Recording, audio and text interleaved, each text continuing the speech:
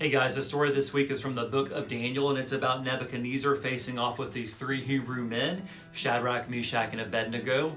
Now Nebuchadnezzar was king of Babylon at the time, and as king he had a major ego problem. He was a narcissist, he was egomaniacal, he was just a crazy man.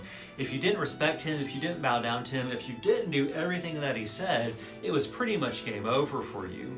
Nebuchadnezzar decided to have this statue built that really was just his ego being put into a statue or into an idol.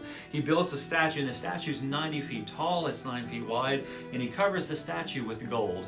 It's the perfect kind of thing that symbolizes the perfect person with the worst attitude, the worst ego ever.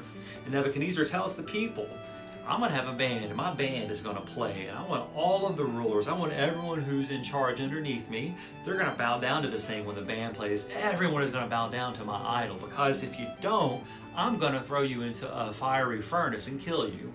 And of course, when the music played, the people would bow down. They would bow down and they would worship this idol that Nebuchadnezzar had made, except for Shadrach, Meshach, and Abednego. Now these three just wouldn't fall down and worship this idol. They wouldn't fall down and worship the statue. They refused. And Nebuchadnezzar gets wind of this. So he sends for them, go get those three, and I want them here now, because Nebuchadnezzar is angry at this point. They're directly defying the king. They're defying this kingdom. They're defying Babylon. So he brings the three there, and Nebuchadnezzar asks them, is it true? Is it true that when the band played, when the music played, that you wouldn't bow down and you wouldn't worship my idol? And the three respectfully, Nebuchadnezzar, king, ruler, great king, we can't fall down and worship your idol. We worship the one true God. We just can't do it. And Nebuchadnezzar looks at them and he's kind of like, are you serious? You won't bow down and worship my idol? If so, if you won't bow down and worship it, I'm going to throw you into the fiery furnace. Now this furnace is probably the same one that Nebuchadnezzar used to build the idol. So he wouldn't just be killing them with this fire, he would also be insulting them with this fire. It'd be an insulting death to kill these three by killing them in the same fire that probably was used to build the idol. So he tells them this. He says, one more chance. Take me at my word. One more chance. If you don't bow down to this idol, I'm going to kill you. What do you say? So the three, and probably the best courage they had, the best boldness that they had, Nebuchadnezzar, king, we can't do it. We believe God will deliver us from your fire, to be honest with you. And even if he doesn't, we still won't bow down and worship your idol. And of course, Nebuchadnezzar is angry. He goes into a fit of rage. He tells the guards, I want you to go build that fire up 7 times hotter than it's ever been before. I want this fire to be the hottest fire in all of Babylon, because I want to watch them burn when I throw them into the fire, or when you throw them into the fire. So he tells the guards to do that. The guards do that, and he instructs the guards to bind these three up so that they can safely throw them into the fire. And we're going to kind of hit a timeout real quick, because why in the world do you need to bind people up with rope that you're going to push into a fire? Do you really need that? Like, is that necessary?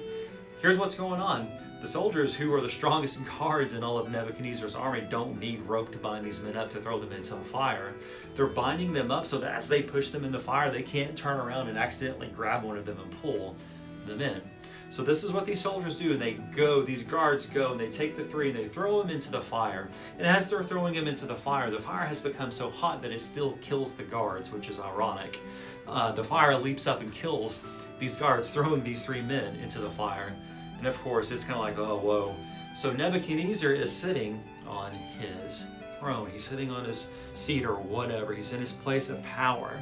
And he looks into the fire. He leans forward and he looks into the fire. And when he looks into the fire, he jumps up. He jumps up and looks, and he's in complete awe, not because he sees 3 men walking around in a fire that should be killing them instantly, but because there's a 4th man there, there's a 4th person there, and Nebuchadnezzar says, this person looks like the son of the gods. This person is a divine being. My interpretation says that that's God.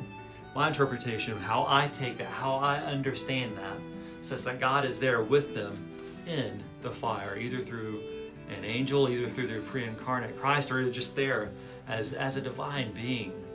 Now here's the moral from the story. It's not that the 3 were faithful, though that's to be commended. That is amazing that you would be willing to go out like that. You'd be willing to have that much faithfulness.